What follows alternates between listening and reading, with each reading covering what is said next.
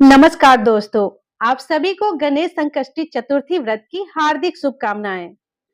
आज के हमारे इस वीडियो में हम आपके लिए एक दंत चौथ ज्येष्ठ मास संकष्टी चतुर्थी चौथ माता की कहानी लेकर आए हैं। एक समय की बात है, एक बूढ़ी माई अपने बेटे के साथ रहती थी।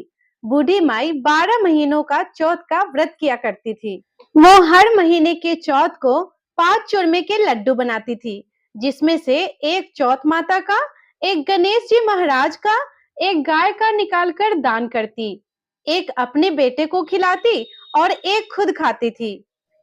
एक दिन ज्येष्ठ महीने का चौथ आई तो उसका बेटा पड़ोसन के घर गया और वहां चूरमा देखकर पूछने लगा तो पड़ोसन बोली, आज ज्येष्ठ मास की बड़ी चौथ है, इसीलिए मैंने चूरमा बनाया है। तो वह बोला, मेरी माँ तो हर महीने चौथ का व्रत करती है। तब पड़ोसन बोली, तेरी माँ तो चौथ का व्रत नहीं करती, उसे तो देसी घी का लड्डू खाने का आदत हो गई है। तेरी मेहनत की कमाई बर्बाद करती है, सारे लड्डू खुद खा जाती है और तुझे खाने के लिए एक ही लड्डू देती है।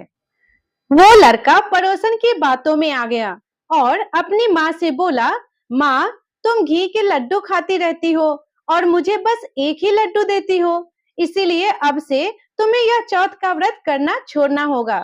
तब माँ बोली, बेटा, मैं तो चौथ माता का व्रत तेरी सुख शांति के लिए करती हूँ, मैं यह व्रत करना नहीं छोड़ सकती। इसीलिए बेटा बोला, यदि तुम यह व्रत नहीं छोड़ सकती हो तो मैं कमाने के लिए दूसरे देश जा रहा हूँ। माँ बोली, बेटा, यदि तुम मुझसे नाराज होकर विदेश जाना चाहते हो तो यह चौथ माता के आंखें अपने साथ लेते जाओ। यदि तुम पर कोई संकट आए तो चौथ माता और विनायक जी को याद करके इन्हें डाल देना, तुम्हारे सारे संकट दूर हो जाएंगे। उन आंखों को लेकर वो लड़का विदेश चला गया। रास्ते में उसे एक खून से भरी नदी मिली, जिसे पार करना असंभव था। तभी उसे अपनी माँ की बात याद आई।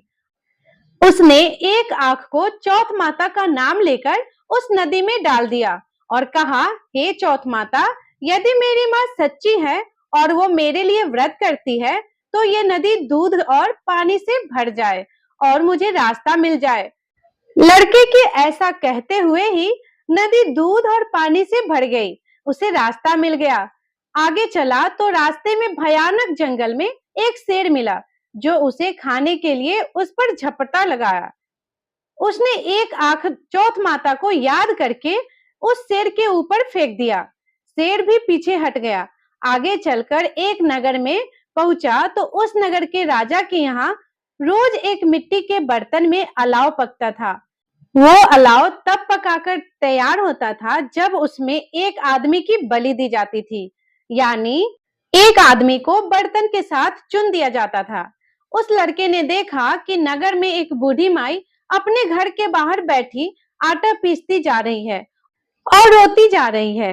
लड़के के पूछने पर वह बूढ़ी माई बोली, बेटा, आज मेरे इकलौते बेटा का अलाव में जलने की बारी है। यह सुनकर वह बोला, बूढ़ी माई, तुम मुझे जल्दी से खाना खिला दो, तुम्हारे बेटे की जगह मैं जाऊंगा। बुढ़िया माई के मना करने पर भी वो नहीं माना।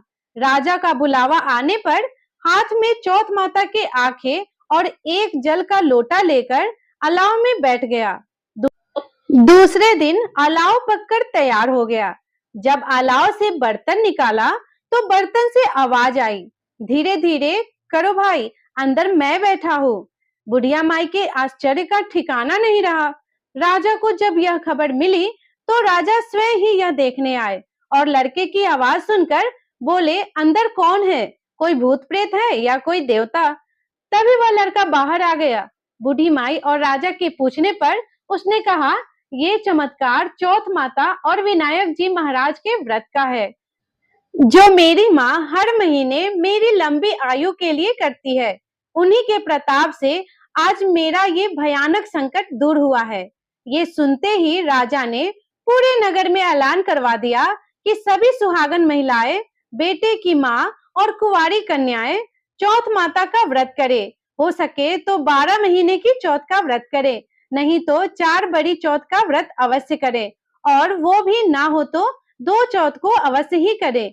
हे चौथ माता, जैसे आपने उस बुढ़िया के बेटे पर कृपा करी, वैसे ही इस कथा को कहने और सुनने वाले सारे भक्तों पर अपनी कृपा हमेशा बनाए रखना।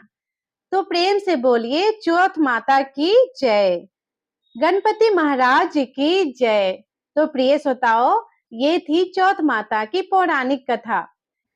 यदि आपको ये कथा पसंद आई हो तो कमेंट करके अवश्य बताइए, और अगर पसंद आई हो तो लाइक अवश्य कीजिए, और चैनल पे अगर नए हैं तो चैनल को सब्सक्राइब करना ना भूलिए। धन्यवाद।